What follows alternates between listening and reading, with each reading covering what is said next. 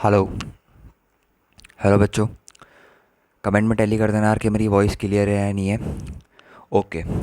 So good evening, good afternoon या फिर good morning, जिस भी टाइम में आप मेरी वीडियो देख रहे हैं, best wishes to you all. Hope कि आप लोग फाइन होंगे। और एक और होप कि basic mathematical tool part number 7 आपने बहुत अच्छे से देखा होगा, जिसमें हमने मैग्नीट्यूड ऑफ अ वेक्टर और डायरेक्शन कोसाइंस की बात करी थी। उतना टफ वीडियो नहीं था। बेसिक बेसिक हमने मैग्नीट्यूड निकालना सीखा और ये सीखा कि यार किसी भी वेक्टर के 3 डायरेक्शन कोसाइंस होते हैं, वो 3 डायरेक्शन कोसाइंस अपन कैसे निकाल सकते हैं। और डायरेक्शन कोसाइंस क्या होते हैं? बेसिकली वो एंगल होते हैं किसी भी एक आर वेक्टर के बीच में और कोऑर्डिनेट एक्सेस के बीच में। कोई उतनी बड़ी बात नहीं थी। और अब हम थोड़ा वेक्टर की एंडिंग की तरफ जा रहे हैं, तो मेरे को बहुत प्रसन्नता हो रही है कि जो मैंने सीरीज़ शुरू करी थी एट लास्ट वो ख़त्म होने जा रही है, बेसिक मैथमेटिकल टूल्स की। एक ये टॉपिक बचा है इसका, multiplication of a vector. Multiplication of a vector क्या होता है ना, बेसिकली मतलब कभी भी आप वेक्टर को मल्टीप्लाई करते हो तो उसके रूल्स बदल जाते हैं थोड़ा। अब ये मत कहते ना यार कि मैं एक स्केलर से एक वेक्टर को मल्टीप्लाई करूँगा तो उसमें ये वाला रूल लगेगा। नहीं भैया, जब आप दो वेक्टर को मल्टीप्लाई करोगे तब इनमें दो प्रोडक्ट लगते हैं, तब इनमें ये वाला रूल लगता है, basically multiplication of a vector वाला। अगर किसी स्केलर से किसी वेक्टर को मल्टीप्लाई करना है, वो भी अपन अभी देख लेंगे। किसी स्केलर में किसी वेक्टर को ऐड करना है, वो भी अपन अभी देख लेंगे। अभी की अभी वो देख लेंगे। ठीक हो गया। तो इस वीडियो में यही रहने वाला है।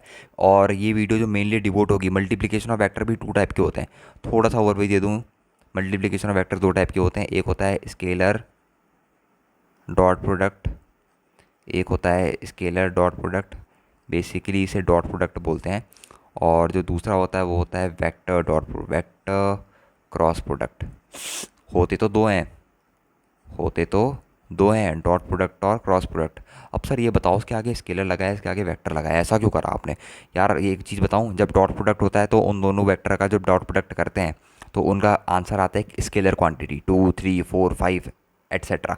और जब दो वेक्टर का क्रॉस प्रोडक्ट करते हैं, अगर उनका आंसर कोई भी वेक्टर क्वांटिटी आ रही है, let suppose 2i cap plus 3j cap आ गया, तो ये आंसर जो आया ये एक वेक्टर क्वांटिटी आई, तो उसे बोलते हैं क्रॉस प्रोडक्ट। क्रॉस प्रोडक्ट करने में जो हमारा आंसर आ रहा है मल्टीप्लाई करके, वो एक वेक्टर आता है। और डॉट प्रोडक्ट करने में जो हमारा आंसर आता है वो एक स्केलर प्रोडक्ट आता है। तो ये तो बेसिक बेसिक इंट्रो हो गया मल्टीप्लिकेशन ऑफ टू वेक्टर्स का। अब हम थोड़ी सी बात कर लेते हैं कि जब हम बेसिकली किसी भी स्केलर क्वांटिटी को वेक्टर से मल्टीप्लाई करते हैं या फिर दो वेक्टर को जब ऐड करते हैं तो बेसिकली क्या होता है हमारे पास। ठीक हो गया। तो यहाँ पर हेडिंग डाल लेते हैं, algebraic form of multiplication of a vector bye scalar. Heading डाल लो यार, छोटा सा टॉपिक। इसके बाद स्केलर डॉट प्रोडक्ट शुरू करते हैं। टॉपिक है basically algebraic algebraic algebraic form of multiplication, algebraic form of multiplication of a vector by a scalar, of a vector by a scalar, by a scalar. Okay प्यारे बच्चों, एक pen और एक notebook अपने साथ ले लीजिए, नोट्स बनाना शुरू कीजिए, ताकि बाद में रिवीजन में आपको कोई भी दिक्कत नहीं आएगी। ओके, हर वीडियो में बोलता हूँ, अब तो आपको याद हो जाएगी ये चीज़ें कि एक पेन और एक नोटबुक लेनी है जब भी इसके लेक्चर में बैठना है, वरना ये हल्ला मचाते रहेगा। हल्ला हल्ला मचाते रहूँगा, क्योंकि एटलीस्ट किसी ना किसी को तो देखना पड़ेगा ना आपको। ओके, तो शुरू करते हैं algebraic form of multiplication of vector by scalar.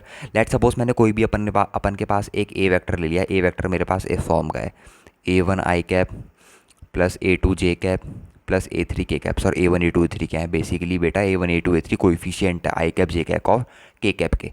और ए वेक्टर मैंने एक और वेक्टर ले लिया, बी वेक्टर ले लिया मैंने A2 i cap plus A2 j cap plus A3 k cap, A3 k cap. Sorry, यहाँ पे इसको B1 लिख लेते हैं, इसको B2 लिख लेते हैं, इसको B3 लिख लेते हैं, क्योंकि वो सेम हो गया ना अल्टीमेटली। ठीक हो गया प्यारे बच्चों। अब कोई पूछे आप ए वेक्टर प्लस बी वेक्टर निकालो। भैया ए वेक्टर प्लस बी वेक्टर में कोई भी रूल फॉलो नहीं होता। सिंपल आई कैप कोएफिशिएंट वालों को एक साथ ऐड कर दो। आई कैप कोएफिशिएंट वाले कौन कौन से हैं? A1 प्लस B1, आई कैप कॉमन निकाल लिया। जे कैप कोएफिशिएंट वाले कौन से हैं बच्चों? A2 प्लस B2, जे कैप कॉमन निकाल लिया। के कैप कंपोनेंट वाले कौन कौन से हैं बच्चों? A3 प्लस B3, के कैप कॉमन निकाल लिया, बात ख़त्म। बस सीधे एडिशन हो गया, कोई भी दिक्कत नहीं यार हमें वेक्टर के एडिशन में। ये क्या है? एडिशन। अब वहीं इन दोनों को मल्टीप्लाई करना होता तो उसमें दो प्रोडक्ट लगते, डॉट प्रोडक्ट और क्रॉस प्रोडक्ट, वो हम डिस्कस करेंगे। अब मैंने क्या कहा था? Multiplication of a vector by a scalar. मान लो ए वेक्टर को किसी स्केलर से मल्टीप्लाई कर दिया। मान लो ए वेक्टर को हमने किसी स्केलर जैसे 2 से मल्टीप्लाई कर दिया, तो जब हमने 2 से मल्टीप्लाई करा तो 2 तीनों में मल्टीप्लाई हो जाएगा। ये तो बहुत ही ईजी चीज़ है यार। A1 आई कैप प्लस A2 जे कैप प्लस A3 के कैप।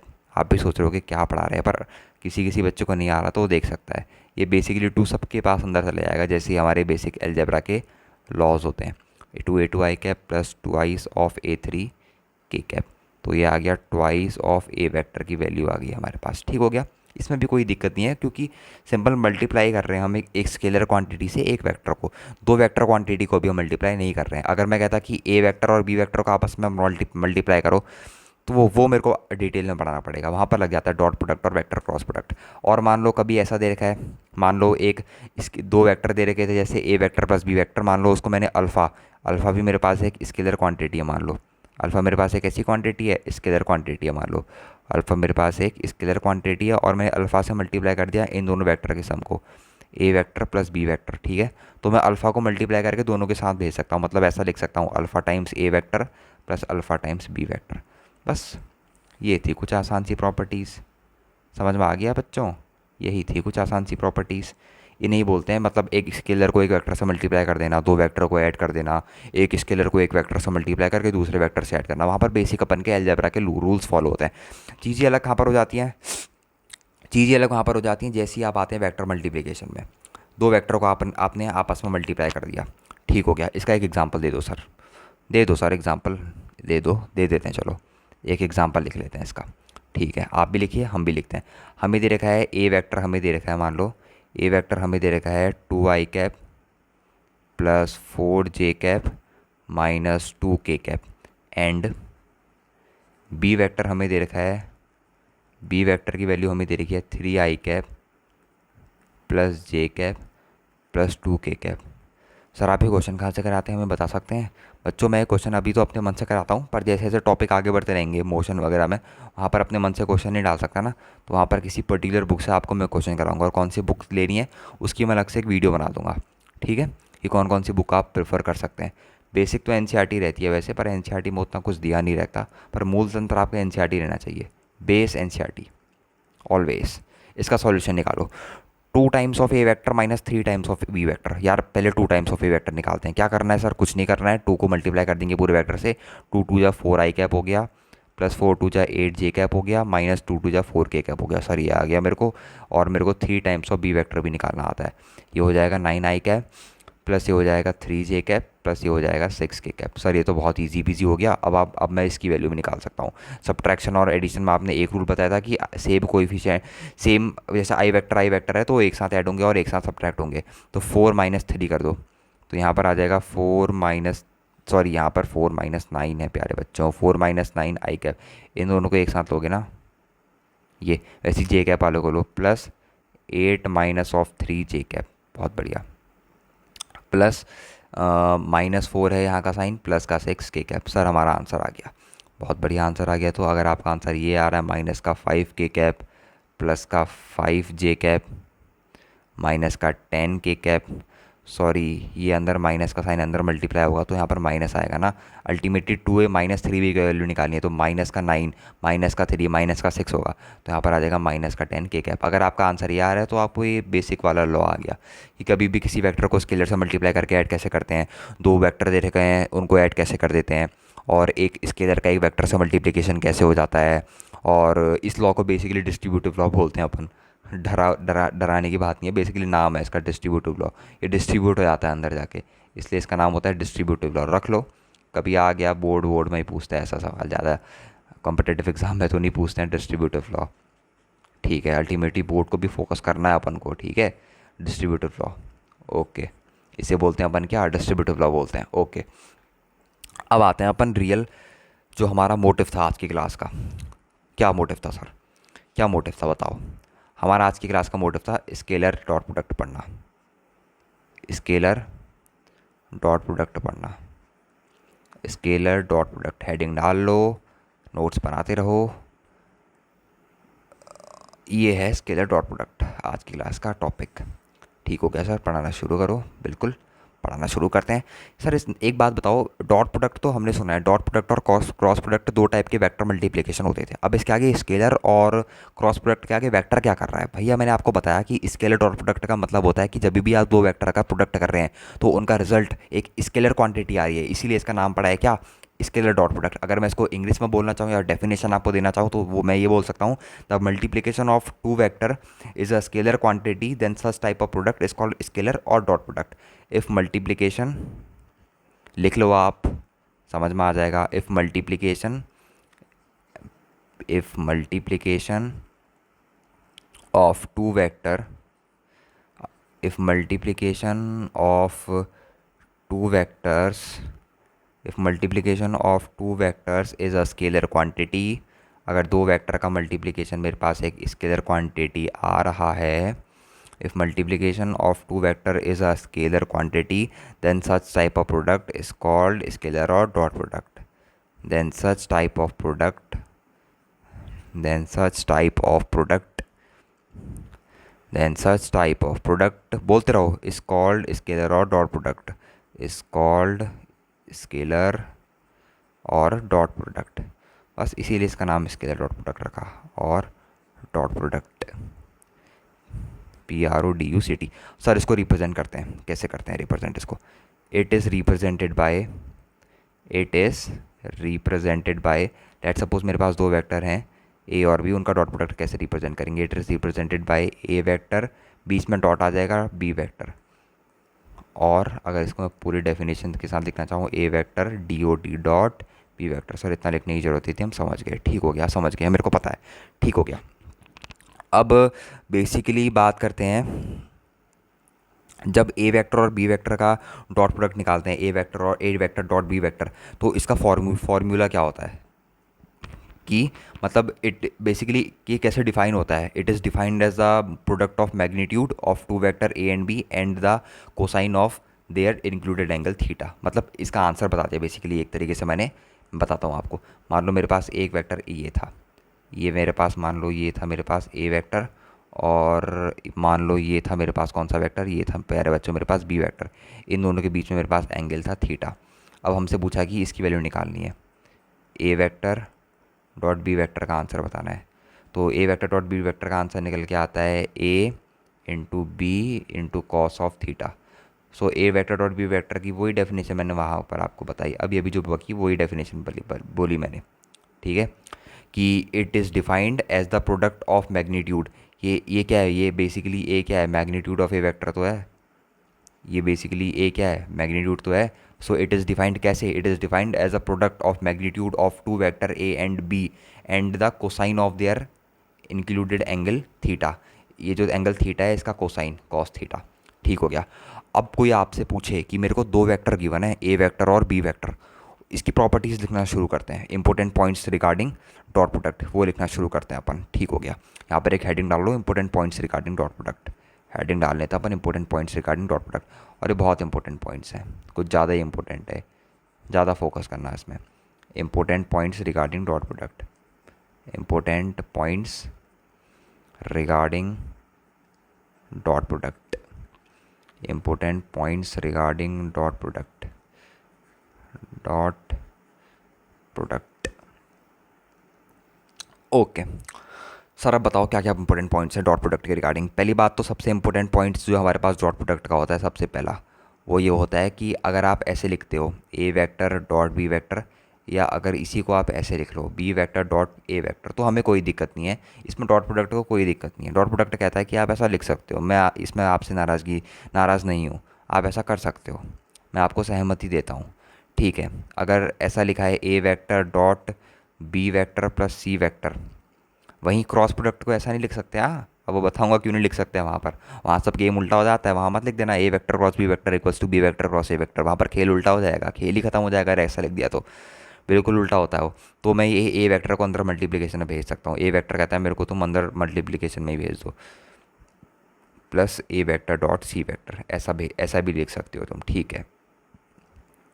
तीसरी सबसे इंपॉर्टेंट प्रॉपर्टी, अब मेरे से पूछा है कि मेरे को ए वेक्टर डॉट ए वेक्टर की वैल्यू निकालनी है। A vector dot A vector थोड़ा सा मैं आपको फील दे दूँ उसका क्या है बेसिकली। मान लो मेरे पास एक वेक्टर ये था ए वेक्टर, इसी के ऊपर लाके मैंने दूसरा वेक्टर रख दिया, ये दूसरा वेक्टर रख दिया ए वेक्टर। अब इन दोनों के बीच में एंगल कितना है? थीटा कितना है मेरे को बताओ? 0 डिग्री है, क्योंकि बिल्कुल ऊपर ला के रख दिया, परपेंडिकुलर भी नहीं रखा है, बिल्कुल वैसी का वैसी चिपका दिया ऊपर ला के। तो थीटा कितना हो गया इनके बीच में? 0 डिग्री हो गया। ओके, अब डेफिनेशन क्या होती है, A vector dot B vector, वो होता है मैग्नीट्यूड ऑफ ए है, दूसरा कौन सा है, दूसरा भी ए है, मैग्नीट्यूड ऑफ ए है, और कॉस ऑफ थीटा, थीटा क्या होता है, angle bit cosine of angle between them, theta कितना है 0 डिग्री, तो कॉस 0 कितना हो गया 1, तो अल्टीमेटली ये कितना आ गया, ये आ गया है ए स्क्वायर। तो ए डॉट ए की वैल्यू कितनी होती है मेरे बच्चों, ए स्क्वायर होती है। ठीक है, क्योंकि इन दोनों के बीच में एंगल 0 है, तो इसलिए इन दोनों की वैल्यू कितनी होती है, ए स्क्वायर होती है। अब देखो, जैसे मैंने आपको डॉट प्रोडक्ट क्या बताया था, डॉट प्रोडक्ट मैंने आपको बताया कि it is defined as the magnitude, as a product of magnitude of two vector A and B. ये वेक्टर ए है और ए वेक्टर बी है, तो और इनके बीच में अगर एंगल थीटा है तो डॉट प्रोडक्ट कैसे डिफाइंड होगा, अगर हमें लिखना है A vector dot B vector, definition बोलो, it is defined as the magnitude, as a product of the magnitude of two vector A and B and the cosine of their included angle theta. बहुत बढ़िया, ये A vector का magnitude into ये B vector का magnitude into cosine of angle included between them, ये theta. समझ में आ गया। अब मैं इसको दो तरीके से लिख सकता हूँ। पहला तरीका ये है लिखने का, इसको मैं A into B cos theta लिख सकता हूँ। बी कॉस थीटा क्या है, बी कॉस थीटा है basically component of B along A, लिख सकते हैं ऐसा ना, component of B along A, component of B along A, along ए।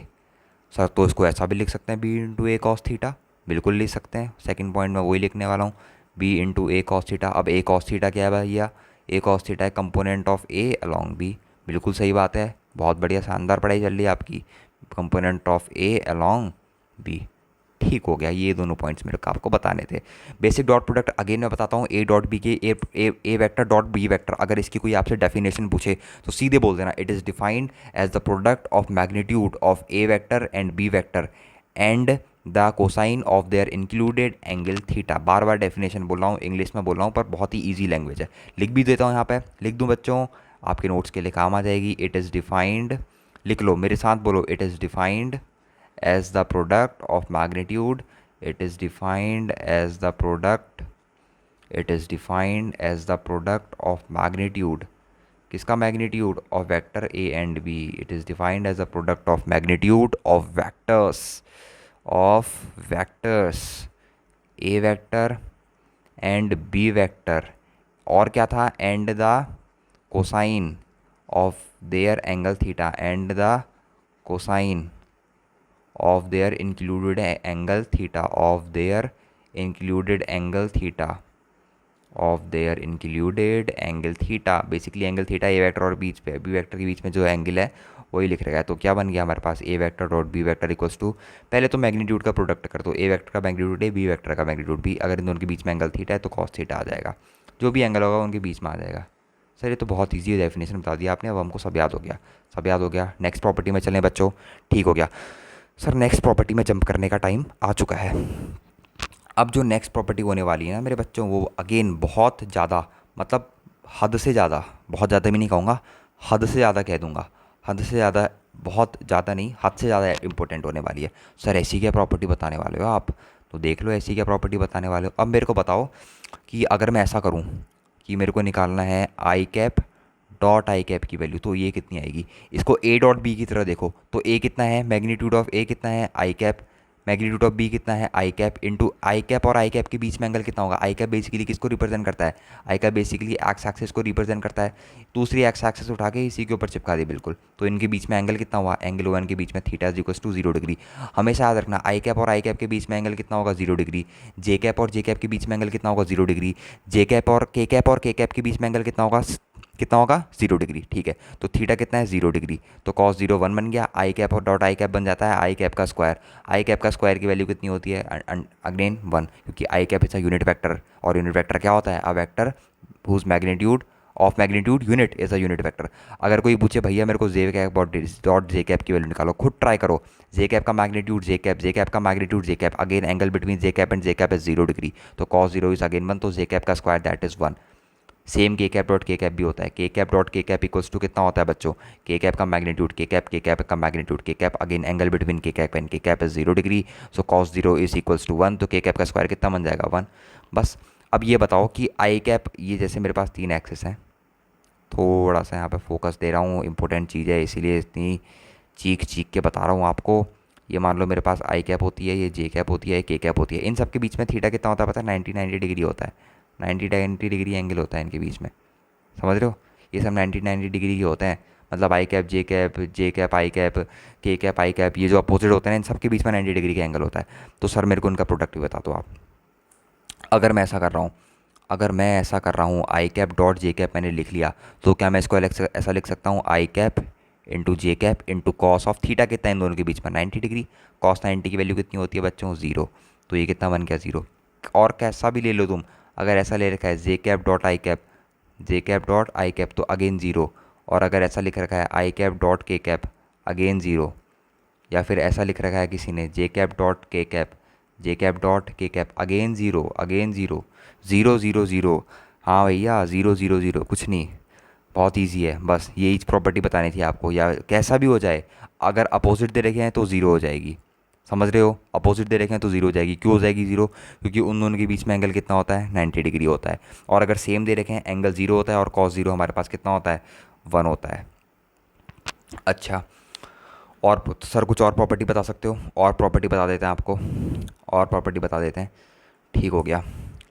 और प्रॉपर्टी बताते हैं आपको कि एक और प्रॉपर्टी है हमारे पास कि scalar product of two parallel vectors. Sir ये क्या है बताते हैं ना, scalar product of two parallel vector, scalar product of two parallel vector, of two कैसे वेक्टर हैं, पैरेलल, मतलब बीच में एंगल कितना होगा, 0 degree, of two parallel vectors.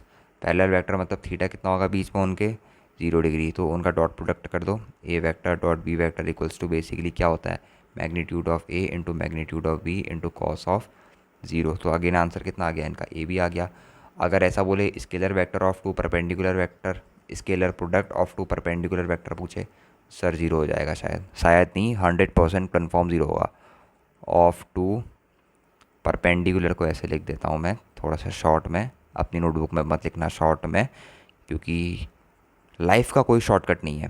भले ही क्वेश्चन करने का शॉर्टकट हो, पर अगेन लाइफ का कोई शॉर्टकट नहीं है, लाइफ का कोई शॉर्टकट नहीं होता, ठीक है। तो ये कितना बन जाएगा, 0। ठीक हो गया, समझ में आ गया बच्चों, आपको लग रहा है कि यार समझ में आ रहा है। और उतनी भी कठिन चीज़ नहीं यार, या तो उतनी कठिन चीज़ होती कि बाप रे ये क्या चीज़ आ गई, ठीक है, उतनी कठिन चीज़ नहीं है। अब बहुत इंपॉर्टेंट एक क्वेश्चन ले लेते हैं, क्वेश्चन नहीं, इसको मैं इलस्ट्रेशन की तरह कहूँगा, क्योंकि ये भी एक पॉइंट ही है, ठीक है, एक पॉइंट ही है ये।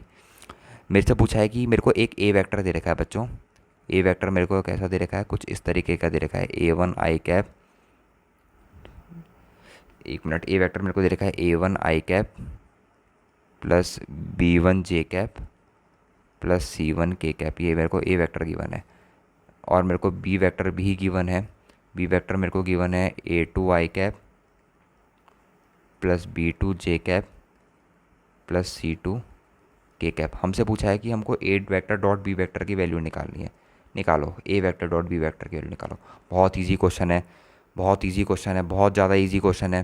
पहले दोनों वेक्टर को लिख लो, यहाँ पर आ जाएगा A1 आई कैप प्लस यहाँ पर आ जाएगा B1 जे कैप प्लस यहाँ पर आ जाएगा C1 के कैप, डॉट करना है किसके साथ, A2 आई कैप प्लस B2 जे कैप प्लस यहाँ पर आ जाएगा C2 के कैप।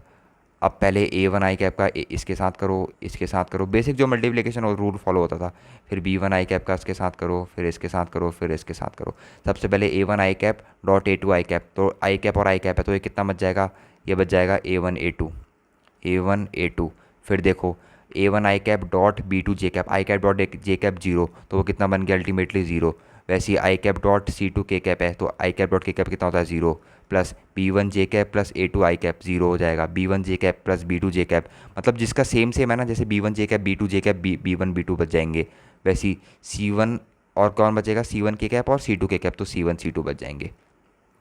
मेरी बात समझ में आ रही है।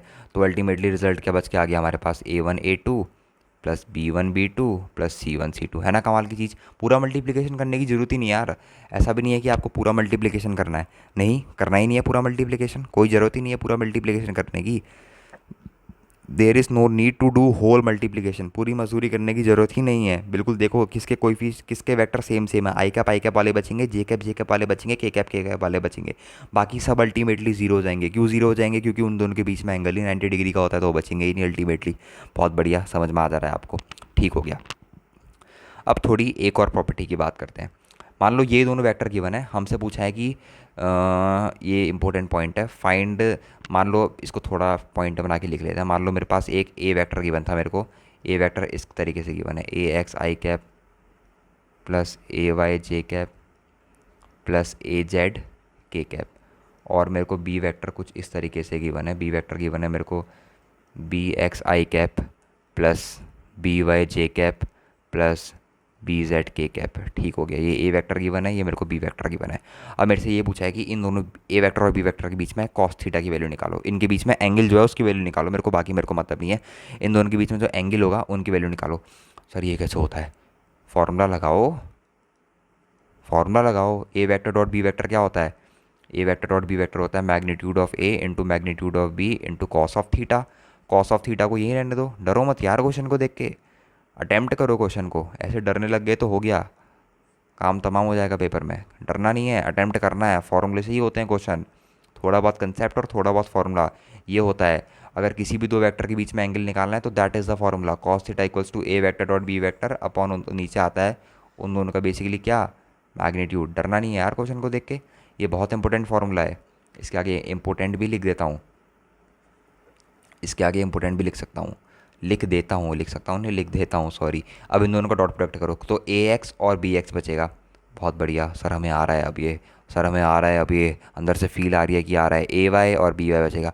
सर अब तो आ गया ए वाई। अब जेड वाले में बताओ क्या बचेगा, ए जेड और बी जेड। बहुत बढ़िया, ए जेड और बी जेड। सर आ गया हमें, सर अब तो आ गया हमें, सर आप छोड़ दो, सर आ गया हमें। ठीक है आ गया। तो अब अंडर रूट में ए का मैग्नीट्यूड कितना होगा, मैग्नीट्यूड निकालना सिखाया था मैंने, ए एक्स का स्क्वायर प्लस, सॉरी प्लस के साथ आएगा ए वाई का स्क्वायर, ए एक्स का स्क्वायर प्लस ए वाई का स्क्वायर प्लस ए जेड का स्क्वायर इंटू अंडर रूट में यहाँ पर आ जाएगा बी एक्स का स्क्वायर प्लस बी वाई का स्क्वायर प्लस बी जेड का स्क्वायर। तो ये कुछ बहुत ज़्यादा इंपॉर्टेंट प्रॉपर्टीज़ होती हैं। कोई भी दो यूनिट वेक्टर, कोई भी दो वेक्टर दिए आपको, आपसे पूछेगा कि इसके बीच में एंगल बताओ, कि भाई साहब इसके बीच में एंगल कितना है, ये बताना होगा आपको। और ये काफ़ी इंपॉर्टेंट क्वेश्चन है, बच्चों को ट्वेल्थ कर लेते हैं बच्चे, ट्वेल्थ कर लेते हैं, यही पता नहीं होता कि यार दो वेक्टर दिए हैं तो उनके बीच में एंगल कैसे निकालेंगे। अरे महाशय ए वेक्टर डॉट बी वेक्टर निकालो, अपॉन मैग्नीट्यूड से डिवाइड चढ़ाओ दोनों का, बिल्कुल ए आपके पास दोनों वेक्टर के बीच का एंगल आ जाएगा। जैसे एक इसी के बेस पे एक एग्जांपल ले लेते हैं अपन, एग्जांपल ले लेते हैं। बेसिकली प्रॉपर्टी सारी खत्म होगी, डॉट प्रोडक्ट इतना ही था, इतना ही था डॉट प्रोडक्ट, इतना ही पढ़ाना था मेरे को आपको डॉट प्रोडक्ट में। एक क्वेश्चन है कि ये है, मेरे साथ साथ नोट करना, find the angle between the vectors, find the angle between the vector, find the angle between the vector. एक वेक्टर हमें दे रखा है A vector is equals to 2i cap plus J cap minus K cap, और एक vector दे रखा है B vector equals to I cap minus का के कैप। हमें इन दोनों वेक्टर के बीच में क्या निकालना है बच्चों, एंगल निकालना है। सबसे पहले दो वेक्टर के बीच में एंगल का फॉर्मूला लिखो। सर एंगल का फॉर्मूला मेरे हिसाब से ये होता है, A vector dot B vector upon magnitude of A vector dot into B magnitude of B vector. तो मैग्नीट्यूड ऑफ ए निकालो, ए वेक्टर का मैग्नीट्यूड कितना होगा, सर निकाल देते हैं। ये हो जाएगा 2 का स्क्वायर प्लस 1 का स्क्वायर माइनस 1 का स्क्वायर। तो कितना आ गया, ये आ गया 5 प्लस 2 टू 4 प्लस 1 5, 5 माइनस 4, तो अंडर रूट ऑफ 4 कितना आ गया 2। प्लस माइनस 2 क्यों नहीं आएगा, क्योंकि यहाँ पर मॉड लगा है बाहर से, तो हमेशा पॉजिटिव वैल्यू लेता है। तो ए वेक्टर का मैग्नीट्यूड 2 आ गया। सिमिलरली बी वेक्टर का मैग्नीट्यूड निकालो, बी वेक्टर का मैग्नीट्यूड सर वो भी निकाल देंगे हम, तो निकालो फिर 1 का स्क्वायर माइनस 1 का, सॉरी 1 का स्क्वायर ये आ जाएगा, सॉरी ए स्क्वायर प्लस बी कितना माइनस 1 का होल स्क्वायर, ऐसी प्लस यहाँ पर आ जाएगा माइनस 1 का होल स्क्वायर, क्योंकि के कैप का कोएफिशिएंट कितना है -1 है ना। ठीक हो गया। तो बी वेक्टर का मैग्नीट्यूड कितना आ गया, बी वेक्टर का मैग्नीट्यूड आ गया √2। अब क्या निकालना है, अब ए वेक्टर डॉट बी वेक्टर निकालो। देख लो बहुत ईजी है यार, बहुत ज़्यादा ईजी है एटलीस्ट, ठीक है बहुत ज़्यादा ईजी है। ए वेक्टर कितना था, ए वेक्टर था 2i cap plus J cap minus K cap, इसका डॉट प्रोडक्ट करना है I cap minus K cap का।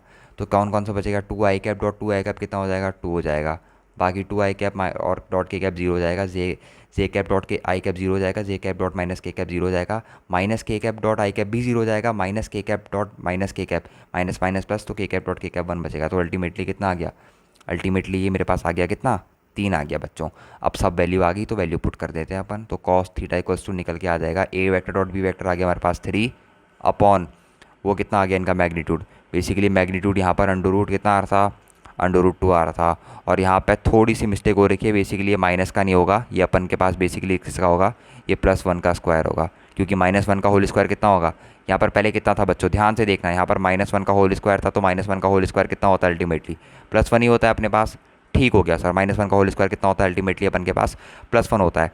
तो 2 का स्क्वायर 4 +1 5 और एक और ऐड करोगे तो उसमें कितना बन जाएगा 6। तो यहाँ पर थोड़ी सी मिस्टेक हो रही है अपन से 6, यहाँ पर ये कितना हो जाएगा 6 हो जाएगा। तो ये कितना बन गया √6। बहुत बढ़िया। तो 3 अपॉन कितना बन गया ये √2 इंटू √6। तो बेसिकली ये हमारे पास कितना आ गया, ये बेसिकली हमारे पास आ गया 3 अपॉन √12।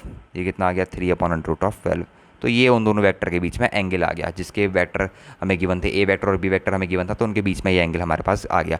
इन सारे नोट्स को अपनी कॉपी में ऊपर से नीचे तक पूरा नोट कर लेना। मैं क्यों कह रहा हूँ ऐसा करने के लिए, क्योंकि बहुत इंपॉर्टेंट टॉपिक था बच्चों जो आज हमने कवर करा है, वेक्टर का प्रोडक्ट, वो भी स्केलर डॉट प्रोडक्ट, बहुत ज़्यादा इंपॉर्टेंट टॉपिक है। ठीक है बच्चों, तो यार आज की वीडियो में इतना ही रखते हैं।